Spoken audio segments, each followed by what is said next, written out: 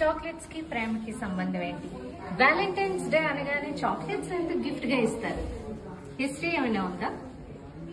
Chocolate ఒక ఆఫ్రోడిసియాక్ food. అంటే chocolate తింటే మెదడును ప్రశాంతంగా చేసే కెమికల్స్ బాడీలో రిలీజ్ అవుతాయి.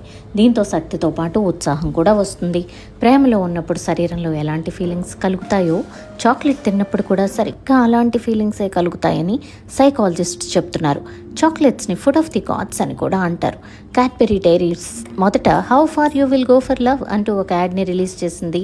తర్వాత హెర్షీస్ వాళ్ళు some times love sounds like అనే ట్యాగ్ లైన్తో క్యాంపెయిన్ విడుదల చేశారు. మొదట్లో చాక్లెట్ సంపన్న వర్గాలకు మాత్రమే పరిమితమై ఉండేది. పారిశ్రామిక విప్లవం తర్వాత అందరికీ అందుబాటులోకి వచ్చాయి. బ్రిటిష్ చాక్లెట్ మేకర్ రిచర్డ్ క్యాడ్బరీకి ఒక ఐడియా వచ్చింది. 1861లో ఈ చాక్లెట్స్ కోసం హార్ట్ షేప్లో ఉన్న బాక్సులు తయారు చేశారు. దీంతో ఆ ప్యాకేజీ బ్రాండ్గా మారిపోయింది. నెమ్మదిగా ప్రేమిస్తున్నాం అంటే చాక్లెట్ ద్వారా చెప్పడం ఒక అలవాటుగా మారిపోయింది. Valentine's day.